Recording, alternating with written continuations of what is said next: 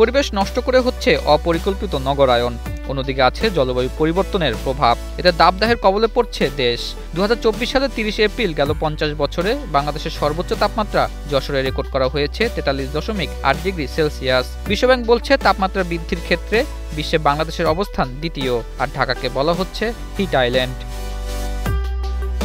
প্রতিবেদনে বলা হয় 1980 থেকে 2023 সালের মধ্যে দেশের সর্বোচ্চ তাপমাত্রা 1.1 ডিগ্রি সেলসিয়াস বেড়েছে। এ সময় ঢাকায় তাপমাত্রা বৃদ্ধির হার ছিল 1.4 ডিগ্রি সেলসিয়াস। সেই সাথে অনুভূত তাপমাত্রা আরও আশঙ্কাজনকভাবে বেড়েছে 4.5 ডিগ্রি সেলসিয়াস। সংস্থাটি বলছে তীব্র তাপমাত্রার কারণে উৎপাদন সক্ষমতা কমার ফলে 2024 সালে বাংলাদেশে আর্থিক ক্ষতি হয়েছে 178 কোটি মার্কিন ডলার, যা 21,716 কোটি টাকা। এদিকে অতিরিক্ত তাপ বৃদ্ধির ফলে মানসিক ও শারীরিক অসুস্থতার কারণে নষ্ট হয়েছে 2.5 কোটি কর্মদিবস। তাপ বৃদ্ধির জন্য দায়ীদের জরিমানা কিংবা বাড়তি করের আওতায় নিয়ে আসার কথা জানালেন স্বাস্থ্য মন্ত্রণালয়ের বিশেষ সহকারী সাইদুর রহমান। যেটার জন্য যেমন স্মোকিং যদি করে ও হেলথ হ্যাজার্ড করে ওর উপর ট্যাক্স, একইভাবে যিনি হিট জেনারেশন করেন ওনার উপর আসলে হিট ট্যাক্স বসতে পারে। সো এরকম আসলে খুব ক্লিয়ার কোরিলেশন যে কে রেসপন্সিবল আসলে এগুলোর জন্য। এবং তাহলে নগরায়নের উপরে আমরা পৃথিবী বলতে খারাপ শোনায়, অনেক দেশে মানুষের শহরে ঢুকতেও কিন্তু আলাদা ট্যাক্স দিতে হয়, কারণ যেহেতু উনি এখানে এসে কন্ট্রিবিউট করেন অ্যাডভার্সলি ওই শহরটার মধ্যে। সো এই ধরনের অনেকগুলো জিনিসকে সমাধান খোঁজার চেষ্টাটা হবে আমাদের আজকের এখান থেকে মেইন লার্নিং। পূর্বাচলে মন্ত্রী, এমপি ও ব্যবসায়ীদের প্লট দিতে গিয়ে বনায়ন ধ্বংস করে রাজুক পরিবেশের বড় ক্ষতি করেছে বলে জানালেন পরিবেশ উপদেষ্টা। Second phase of Purvachal, Rajuk paid more compensation for trees than it paid for land acquisition.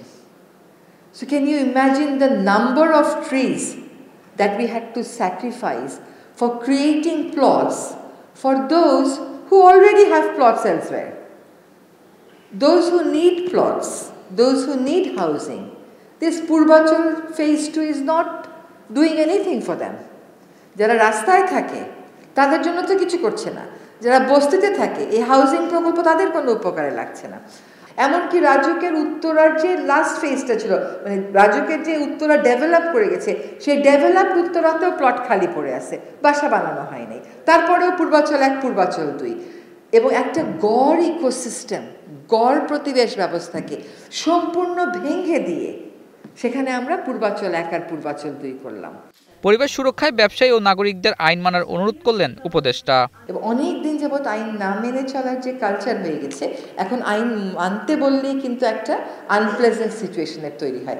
আমরা দেখেন, একটু ইংরেজিতে বলিনি, বাংলায় এই কথাটা বলছি। কয়েকদিন আগে বাঁকখালী নদীর আমরা দখল উচ্ছেদ করতে গেলাম।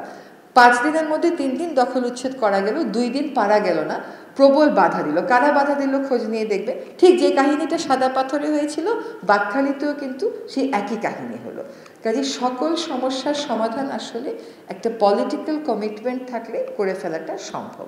অতিরিক্ত তাপ প্রবাহে 2030 সালের মধ্যে বাংলাদেশ জিডিপির প্রায় 4.9% হারাতে পারে।